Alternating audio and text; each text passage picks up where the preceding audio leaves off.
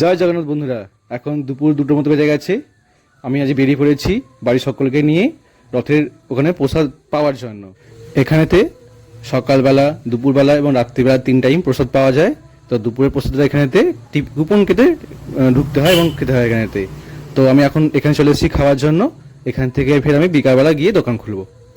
আজ সকাল থেকেই প্রচুর পরিমাণে বৃষ্টি হয়ে যাচ্ছে, তাও দেখো কত লোক এসেছে এই প্রসাদ নেওয়ার জন্য এবং কত লোকের ভিড়।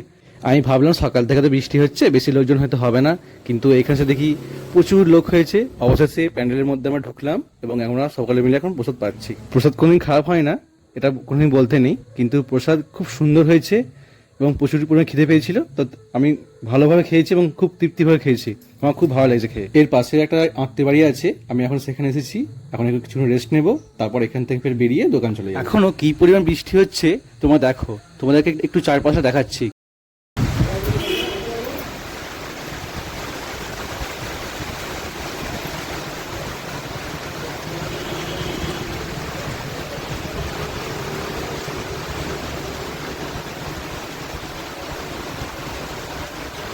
আমি এখন দোকানে চলে এসেছি আর দোকানের জামা চেঞ্জ করে নিলাম।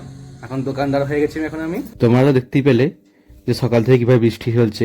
তো বৃষ্টির কারণে রাস্তাঘাটে তেমন তো লোকজন নেই। এবার দেখাই যাক কটা কি খদ্দের আছে। খদ্দের এলে তো ভালো, মোটামুটি খদ্দেরপত্র হচ্ছে। সবকিছু তো ভিডিও করে দেখা সম্ভব নয়। আমার স্ত্রী এসছে আমার সঙ্গে, আজকে আছে এখন, তো সেই ভিডিও করে দিচ্ছে, তাই কিছু দেখাতে পারছি। একা একা মাল দেওয়া, তারপরে সব খদ্দেরগুলো ছাড়া, তারপরে আবার সেইগুলোকে ভিডিও করা, তারপরে এডিট করা, একা পক্ষে সব তো সম্ভব নয়। তাই আমার স্ত্রী যখন আসে তখন সেগুলো ভিডিও করে দেয়। আমি যখন সময় পাই তখন ফোন রেখে দিয়ে এক জায়গায় ভিডিও করি, কিন্তু সব সময়তে তো সেটা সম্ভব না, কারণ দোকানে খদ্দেরপত্র আসছে। কখন কে এই টাকা নিয়ে চলে যাবে তখন আরও সমস্যায় পড়বো। আর কি বলবো। তো আজকে ভিডিওটা এখানেই শেষ করলাম। জয় জগন্নাথ।